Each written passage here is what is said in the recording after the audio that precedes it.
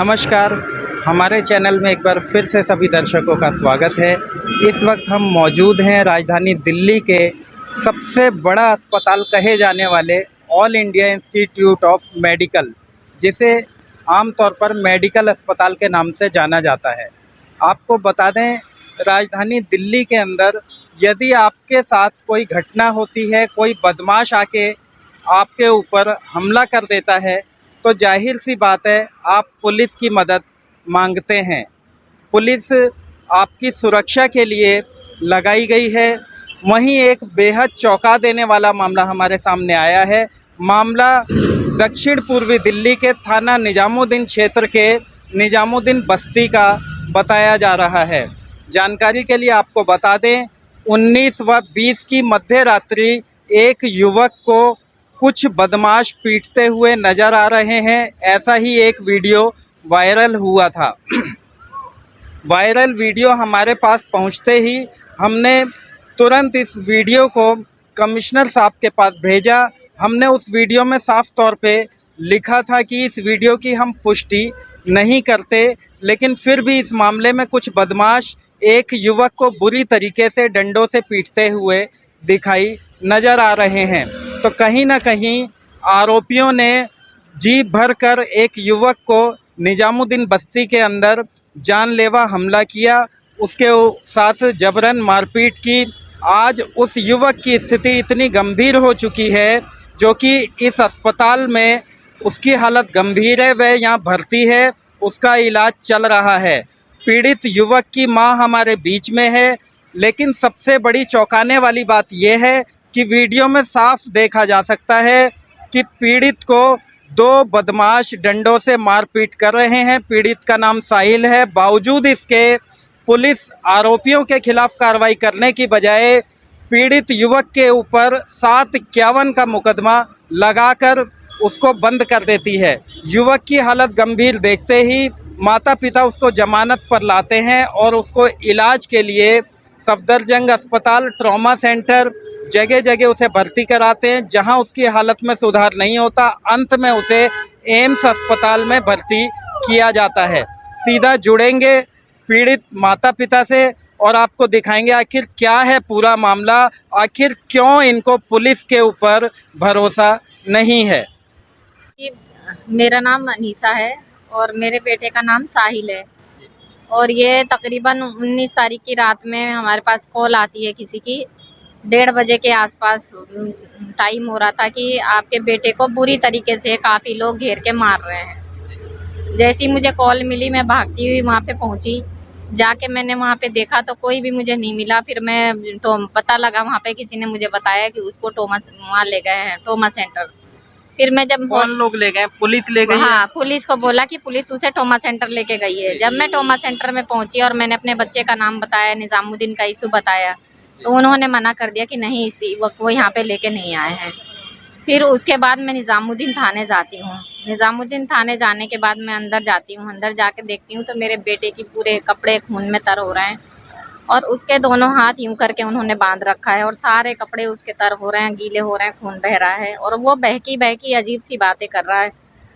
मुझे देख के ट्रॉमा सेंटर जब आप पहुंचे तो आपका बेटा वहाँ नहीं मिला? नहीं, वहाँ नहीं मिला। अच्छा, उसकी इतनी गंभीर स्थिति में भी हाँ, उसे थाने में बैठा रखा? हाँ, उसे थाने में बिठा रखा था उन्होंने, पुलिस वालों ने। जब मैंने उनसे कहा कि मेरे बेटे को जब लोगों ने इतना मारा तो आपकी पुलिस चौकी के सामने और थाना भी कोई ज़्यादा दूरी पे नहीं है और आप लोगों ने बजाय उसको हॉस्पिटल में एडमिट कराने के और आप लोगों ने जो है उसको यहाँ बिठा रखा है। तो बोलने लगे कि हाँ, हम लेके जाएंगे, अभी अभी लेके जाएंगे। फिर मैं 100 नंबर को कॉल करी।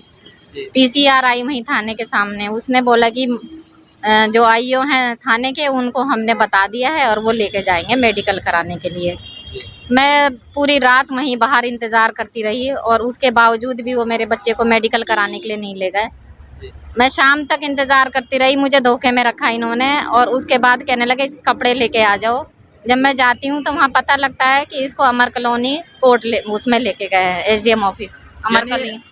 साहिल का, आपके हाँ। बेटे का मेडिकल किस वक्त कराया, क्या आपको पता है? नहीं, मुझे नहीं पता है, क्योंकि जब मैं हॉस्पिटल पहुँचती हूँ तो जब वहीं मुझे मेडिकल का नहीं पता चलता है। बेटा मेरे को थाने ही में मिल रहा, मैं वहीं थी जी। और मुझसे बताते भी नहीं है कि हम इसको वहाँ लेके जा रहे हैं, आप वहाँ पहुँचो।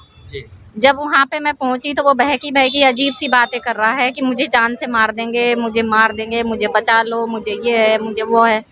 मैं उसकी हालत को देखते हुए मैंने किसी भी तरीके से वकील को वो करा कि मैं नहीं, मेरा बेटा मुझे आज ही बाहर चाहिए, इसकी कंडीशन सही नहीं है। क्या लगता है आपको उसके दिमाग में कोई भारी चोट आई है जिसकी जी वजह से जी वो जी बहकी बातें कर रहा है? जी जी, उसके दिमाग में भारी चोट आई है और उसकी वजह से वो बहकी बहकी बातें कर रहा है। और मैं उसके बाद अगले दिन उसको छुटा के लाई, फिर मैं उसी दिन मैं पुलिस को कंप्लेंट भी देती हूँ लिख करके, लेकिन मेरी लिस्ट वो कंप्लेंट जाने के बावजूद भी उन्होंने कोई कार्रवाई नहीं करी, ना मेरे पास फोन क्या आया। आरोपियों के नाम आप जानते हैं जिन्होंने उस पर जी, जानलेवा हमला मैं किया? जानती हूँ क्योंकि मेरा भी घर वहीं बस्ती में ही है जी।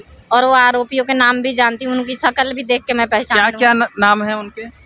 उनका नाम है फैजान, जो मुसाफिर खाने में रहता है, और दूसरे का नाम है नसीम, जी। तीसरे का नाम है नदीम, जी। और चौथा जो बुला के लेके गया है उसका नाम है राशिद। और ये सब लोग 2 नंबर का काम जो करते हैं। लोग वीडियो में नजर आ रहे हैं जी। उनके क्या क्या नाम है? उनके नाम है फैजान और नसीम। जी।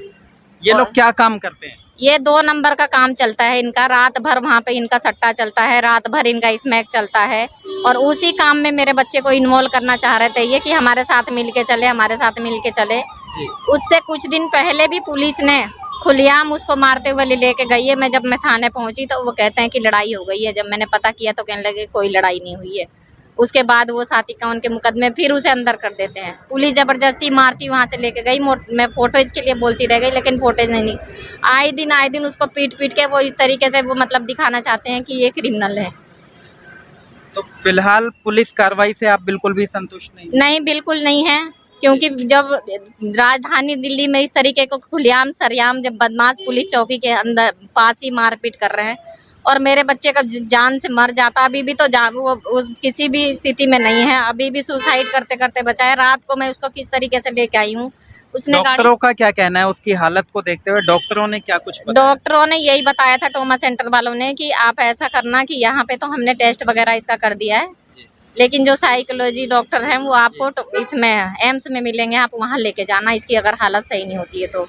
ट्रॉमा सेंटर वालों ने उसको इंजेक्शन दे दिया था शांत करने के लिए। जब तक वो सोता रहा, जब तक ठीक था, जब उठा तो उसकी कंडीशन फिर खराब हो गई। फिर मैं लेके भागी हूँ उसे। कल से मैं परेशान हो रही हूँ, सारे रात मेरा पूरा घर परेशान हो रहा है। अभी भी उसको शांत करने के लिए सारे गार्ड डॉक्टर सारे इतने मदद कर रहे हैं, उसको बांध के डाल रखा है। क्या पुलिस ने उन आरोपियों के खिलाफ कोई एक्शन लिया? अभी तक कोई एक्शन नहीं लिया है, बल्कि पुलिस और मुझे फोन करके उल्टा मुझे धमकाने की और डराने की कोशिश कर रही है और कह रही है कि मोदी से जाके तुम बोल देना, मोदी से जहां मर्जी एप्लीकेशन लगा देना, तुम्हारे कहने से थोड़ी कार्रवाई करेंगे हम। जी। तो फिलहाल हमारे चैनल के माध्यम से दिल्ली पुलिस के तमाम आला अधिकारियों से, कमिश्नर साहब से आप क्या कहना चाहेंगे? मैं कमिश्नर साहब से यही रिक्वेस्ट करती हूँ कि जितने भी लोग वहाँ पे इन्वॉल्व हैं और जो मेरे बच्चों को मार रहे थे मैं चाहती हूँ कि उन पर सख्त से सख्त कार्रवाई हो और वो आरोपी जेल जाए यहाँ से, और आइंदा दूसरे किसी के ऊपर हमला ना करे, दूसरा किसी का बच्चा ना पीटे, किसी दूसरे को ना मारे।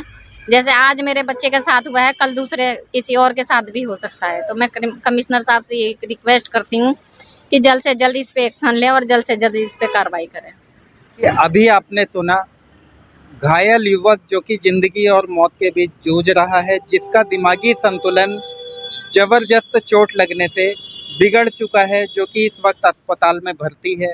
उसकी मां ने कमिश्नर साहब से अपील की है कि ऐसे आरोपियों के काले कारोबारों को बंद करवाया जाए और ऐसे आरोपियों के खिलाफ सख्त कार्रवाई करते हुए उन्हें जेल भेजा जाए।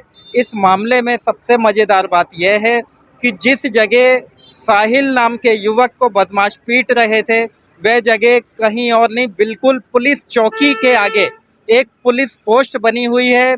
बिल्कुल पुलिस पोस्ट के आगे वीडियो में आप साफ तौर पर देख सकते हैं, पुलिस चौकी के आगे एक युवक को बुरी तरीके से जानलेवा हमला किया जाता है। 2 लोग मिलकर उसे डंडों से और लाठियों से पीट रहे हैं, लेकिन पुलिस वहां नदारद थी।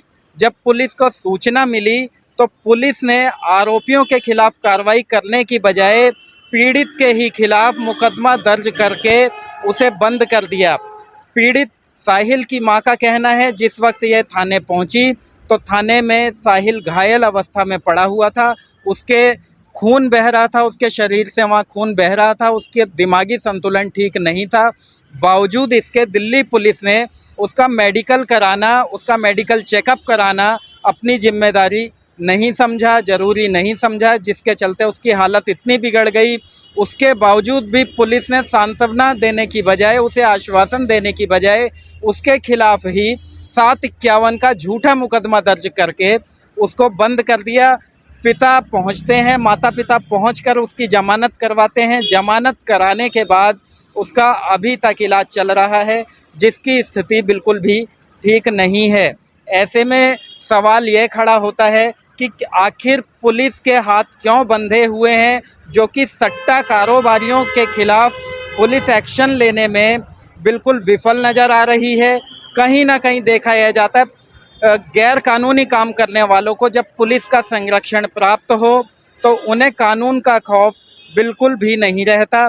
ऐसा ही ये कुछ मामला है। अपने चैनल के माध्यम से हम कमिश्नर साहब से अपील करेंगे कि इस मामले की गहनता से जांच की जाए।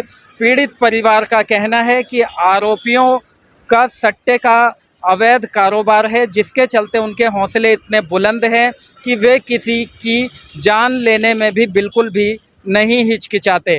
पीड़ित परिवार को अभी भी आरोपियों से डर है। यदि हम उनके खिलाफ एक्शन लेंगे तो वे दोबारा हमारे परिवार के ऊपर जानलेवा हमला कर सकते हैं। अब देखना यह होगा क्या पुलिस उन अपराधियों के खिलाफ एक्शन लेती है या फिर मामले को ऐसे ही रफा दफा कर दिया जाएगा।